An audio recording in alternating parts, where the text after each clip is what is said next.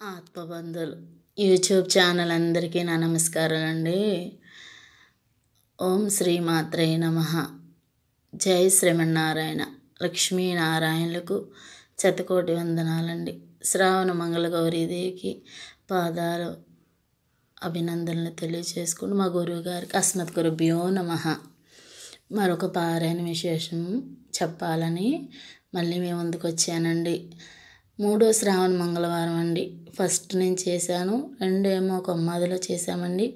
3వ మంగళవారం మా బ్యాచ్లో ఉంటారండి శివజ్యోతి గారని ఆవిడ. ఎప్పుడు శ్రావణ మంగళవారం ఆవిడ ఏదో ఒక మంగళవారం మా అందరికీ వీలైన మంగళవారం పెట్టుకుంటారండి. లాస్ట్ ఇయర్ పెట్టలేదు, ఈ ఇయర్ మళ్ళీ పెట్టుకున్నారు. లలితా సహస్రనామం సౌందర్యలహరి మాత్రమే చేశారండి. ఆవిడ ఉదయాన్నే పూజా విధానం అంతా ప్రతి శ్రావణ మంగళవారం చేసుకుంటున్నానండి. నేను అలా చేసుకుంటాను, మనందరం కూర్చొని చదివితే చాలండి అన్నారు. అలాగేనండి అన్నాము. ఆవిడ ఉదయాన్నే పూజ అది ముగించుకున్నారు. తర్వాత మేము వెళ్ళి లలితా సహస్రనామం సౌందర్యలహరి అండి. సౌందర్యలహరి అసలు అమ్మవారి అద్భుత కావ్యంలో గురువులు పూజనీయులు ఆదిశంకరాచార్యులు రచించినటువంటి సౌందర్యలహరి. ఈ సౌందర్యలహరి అసలు నేను ప్రతీది కూడా ఎంత అన్వేషించానంటే అండి, చాలా అంటారు చూడండి శోధించడం అని, అలా శోధించి ఈ సౌందర్యలహరిని మేము అమ్మవారి పాదాలు ఇంకొంచెం ముందుకు వెళ్ళడానికి నాకు ఎంతో అద్భుతమైన కావ్యం అండి. ఇది ఎలా చూశానంటేనండి, నేను మీకు నా అనుభవం పంచుకోవాలనిపించిందండి. అంటే ఒక లలితా సహస్రనామం వస్తే చాలు మాకు అనుకున్న మాకు అమ్మ ఒకటి ఎలా నేర్పిస్తుందంటే చూడండి, ఒక అడుగు మీరు వేయండమ్మా, మిగిలిన అడుగులు నేను వేయిస్తానని చెప్పి మా చేత్తో మమ్మల్ని ఆ తల్లి అలా నడిపిస్తుందండి. పూజనీయురాలనమ్మ కొండూరు పద్మ గారండి. ఆవిడది యూట్యూబ్లో చూశానండి నేను. తెలుగు వెలుగులు అనే ఛానల్ ఏదో పెట్టారు వాళ్ళు, అందులో యూట్యూబ్లో నేను చూశానండి. ఆ అమ్మ చదువుతుంటే అండి, అసలు కొండూరు పద్మ గారు చదువుతుంటేనండి నేను అసలు ఎంత పులకించిపోతానో తెలియదండి. అసలు ఆవిడ ఫస్ట్ ప్రార్థన చేస్తారండి, రాగయుక్తంగా చాలా బాగా చేస్తారండి. ఆవిడ చదివే విధానాన్ని చూసి నేను అనుకున్నానండి, మీకు అబద్ధం నాకు నిజం, మేము ఇలా చదవగలమా అసలు, మేము నేర్చుకోగలమా అసలు అని చాలా అసంతృప్తి పడిపోయానండి. అప్పుడు యూట్యూబ్లో చూశాను నేను. మా గురువుగారికి చెప్పడం జరిగిందండి, ఆంటీ ఇలా అమ్మవారి సౌందర్యలహరటండి, మన ఒక ఆమె పెద్ద ఆవిడ ఆంటీ కొండూరు పద్మగారని ఆవిడ చదువుతున్నారు ఆంటీ, సౌందర్యలహరి ఎన్ని శ్లోకాలు ఉంటాయి ఆంటీ అని అడిగానండి నేను. ఆల్రెడీ ఒకసారి మా గురువుగారండి స్టార్ట్ చేశారు, కానీ నాకు పెద్దగా అప్పుడు అవగాహన లేదండి అసలు. అమ్మ ఒకరోజు అన్నారమ్మా, నేను సౌందర్యలహరి స్టార్ట్ చేయాలనుకుంటున్నాను, గుడికి వస్తాను అని చెప్పారు. నాకు ఏదో పని ఉండి బయటికి వెళ్తున్నాను ఆంటీ అని చెప్పాను. వచ్చారండి మా గురువుగారు, వచ్చి చదివారు. నేను లాస్ట్లో వచ్చాను, కానీ నాకు అవగాహన లేదండి, అసలు తెలియదు అసలు. అప్పుడు సౌందర్యలహరి అంటే ఏంటో అనుకున్నాను తప్ప నాకు తెలీదు. తర్వాత నేను చూసినప్పుడు అప్పుడు మళ్ళీ మా గురువుగారు ఇలా చెప్పారమ్మా, సౌందర్యలహరి కొంతమంది 50 చదువుతారు, 100 చదువుతారు, శ్లోకాలు 100 ఉంటాయి అని అన్నారండి. అప్పుడు ఆవిడైతే 5 శ్లోకాలు చొప్పున నేర్పించేవారండి. యూట్యూబ్లో వాళ్ళు తెలుగు వెలుగు ఛానల్ ద్వారాగా నేర్పించేవారు.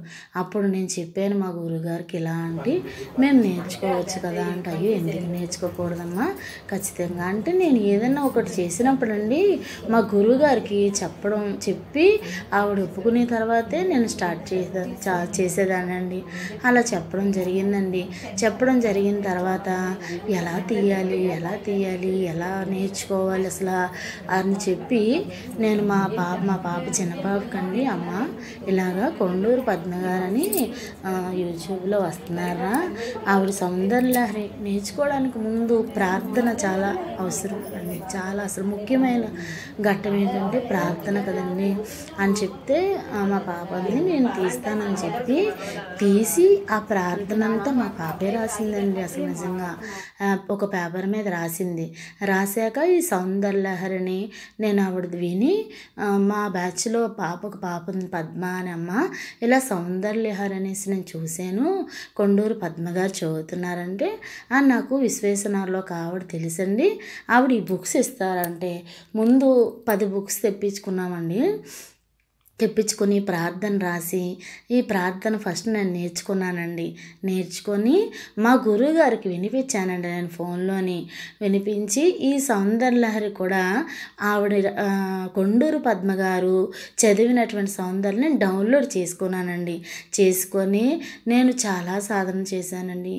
నేను అన్ని శ్లోకాలు నేర్చుకోలేదండి, కొన్ని శ్లోకాలు మాత్రమే నేను నేర్చుకున్నానండి. 11 శ్లోకాలు నేర్చుకున్నాను. ఫస్ట్ చాలా కష్టపడి నేర్చుకున్నానండి. ఒకటి అలా నేర్చుకుంటూ మళ్ళీ వెనక్కి వెళ్ళడం, మళ్ళీ ముందుకు రావడం.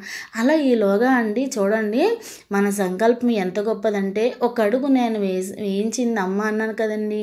అలా ఒక గ్రూప్ దొరికిందండి నాకు, సౌందర్యలహరి గ్రూపు.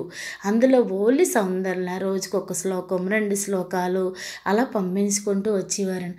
అది నాకు చాలా ఉపయోగపడ్డదండి. అవి దాంట్లోనే బాగా నేర్చుకున్నాను నేను. ఎందుకంటే వీళ్ళు ఫుల్ లెంత్లో చదువుకుంటూ వెళ్ళిపోతారు కదండి, వాళ్ళు ఎలా కదండి ఒక్కొక్క శ్లోకం పెట్టేవారండి.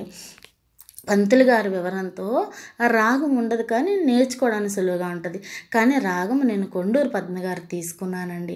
అలా కొన్ని శ్లోకాలు నేర్చుకొని మా గురువుగారికి ప్రార్థన వినిపించాను. ప్రార్థన విన్నాక ఈ శ్లోకాలు ఈ పద్ధతిలో ఆవిడ చదివినటువంటి రాగంలో నేను మా గురువుగారికి వినిపించానండి.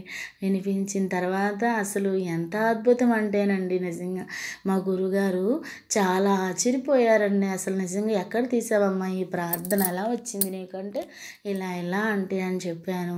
చెప్తే అన్నారు ఈ కాలంలో తపస్సు అమ్మా అది అన్నారు. కొన్ని అంటే మీరు తపస్సు అంటారు, నేనేం తపస్సు చేశాను, మునినా చెట్టు కింద గట్రా వెళ్ళాను అని నేను ఇలాగే మాట్లాడేదాన్ని.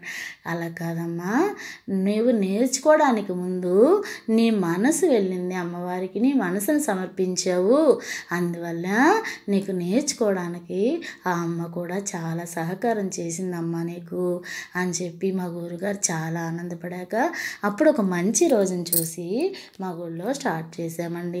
అలా సౌందర్యలహరి మా బ్యాచ్లో మేమందరం నేర్చుకోవడానికి ఇలా అయిందని ఫస్ట్ టైం మా శివజ్యోతి గారు పెట్టారండి. ఆ ఫొటోస్ వీడియోస్ మీకు పెడతానండి. మా ఆత్మబంధులు యూట్యూబ్ ఛానల్ మీ అందరూ చూసి ఆదరిస్తారని ఆశిస్తున్నాను అండి. ఓం నమో వెంకటేశాయ నమః. ఓం శ్రీమాత్రే నమః. అస్మద్గురుభ్యో నమః. ఆత్మబంధులు యూట్యూబ్ ఛానల్ నమస్కారం.